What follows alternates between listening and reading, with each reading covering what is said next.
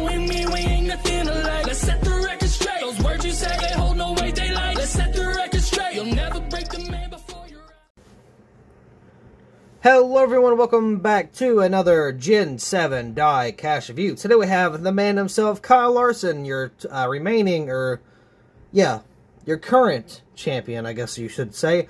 I don't know who's going to be champion for 2022. I really don't. But I mean, for right now, Larson is the defending champion for 2021. Had a fantastic season. This season's not really going the same. But nonetheless, he's still running the Hendrick Cars paint scheme just like last year, just in the next gen form. So this paint scheme, nonetheless, it still looks pretty good. I mean, I do wish the number 5 was still in the middle, but, you know, we've already kind of barked up that tree multiple times. Since, you know, or not Lionel, but since NASCAR made the announcement of switching the numbers, so I'm not really going to continue barking at something that's not going to move.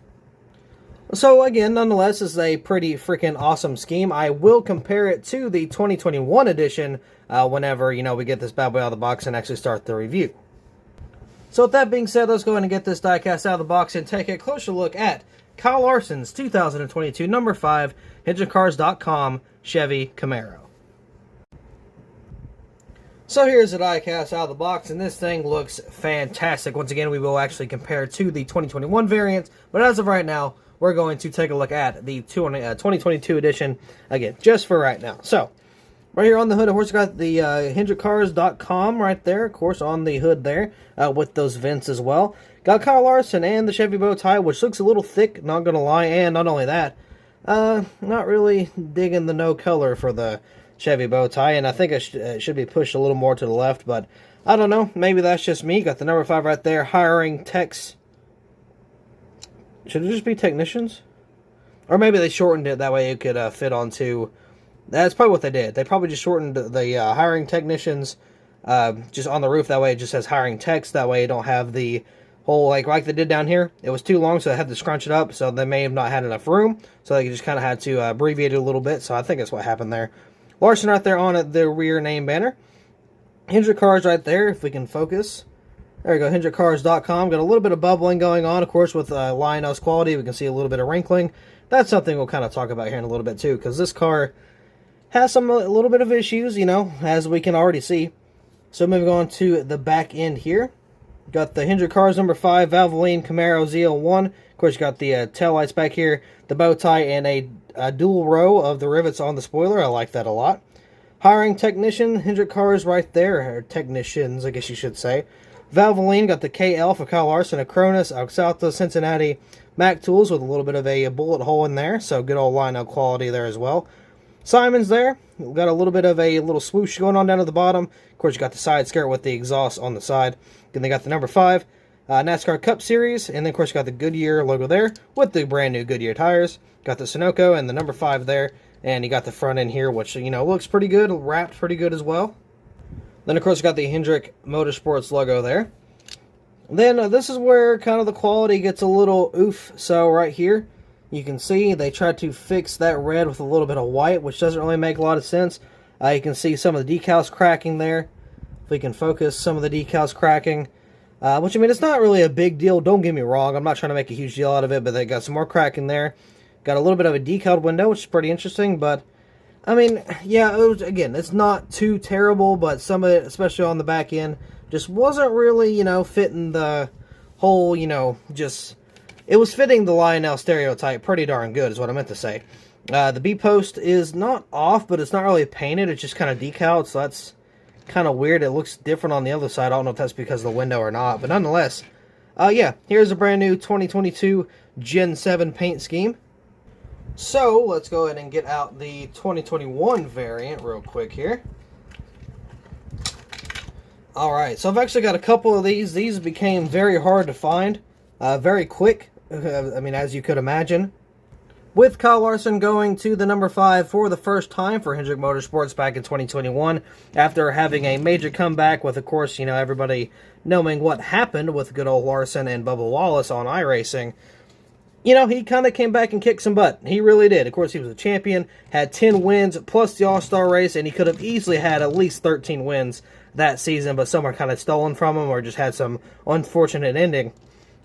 So yeah, this paint scheme right here, this specific diecast is kind of hard to find. I don't know if it is anymore, but I know for quite some time this thing was really hard to get a hold of. I've actually ended up getting just the Authentics, or just the Gold Series. I think I got 3 of them, 1 to keep standard, and then 2 to make into some of the Watkins Glen and... was it Sonoma and Watkins Glen he won with that we're not getting for the race win? So, of course, I have to remove this here and then throw it on the other side for some of those customs. But nonetheless, this paint scheme for 2021 and 2022 is very, very similar. But there is a slight difference. I know the angle of this is a little more sharp than the 2021. And if you look at the sides, you can see that, well, first of all, the red's darker for whatever reason. But you can see that, like, you can see the little swoosh here. Don't mind my fingers got paint on it. So they got the swoosh here. They pushed it over here. That way, of course, they can kind of fit that 5 still inside of that circle. So, I mean, they did a pretty good job actually switching all of that around to make it, of course, fit the 2022 season. So, I mean, yeah, pretty similar paint schemes. They are the same in terms of design. Just kind of altered a little bit. So, whenever I actually make those customs of the race wins to kind of finish off Larson's 2021 season, I'll make a post about it and everything on Instagram. But yeah, I'm not going to lie, I like how this looks a lot better. I don't know if it's because it's the new Gen 7 car, or if it's, you know, everything's like, it's just a different change. But the front ends, I believe, are actually kind of wider too. If you kind of look at that, I think the front ends, they look a wee bit more wider. It looks like the grill on the bottom looks bigger too. I don't know. It's kind of hard to tell, but I mean, so far, you know, just as similarity, these things are pretty much copy-paste. As I said earlier, this paint scheme did not really bring a whole lot of success like it did back in 2021. He's only got 1 win. I don't really remember where, but that is being made, so of course we're going to review that whenever it comes out. I don't know how many alternative paint schemes he has made for this year. I think has he only ran this scheme? I'm not really too sure, but we may not get a lot of Larson cars for this year. We only get maybe some of the race wins if he wins any more races, and maybe like a playoff edition of the car, or maybe, you know, something like that. I don't know, but as of right now, these Larson cars are very, very slim in terms of 2022 paint schemes. It's only down to 1, and then of course you got the race win. So I don't really know if he's going to run any more schemes, or of course only kind of time will tell with that one.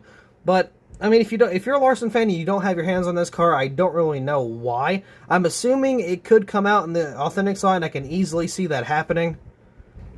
And I'm being interrupted. So, got Athena here. She's once again interrupting a video, as she does. Isn't that right?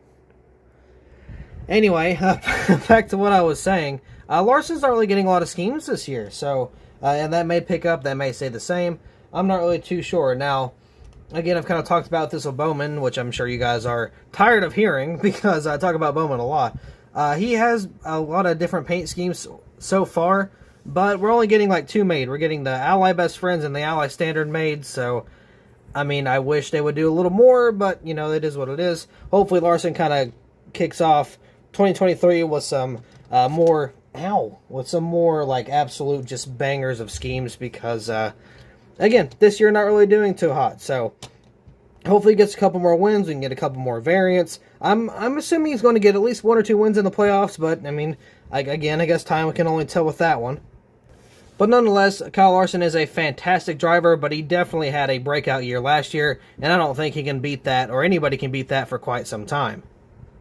But anyway, with that being said, that will be all for this Diecast review, so thank you all so much for watching. I hope you all enjoyed, and I will see you in the next video.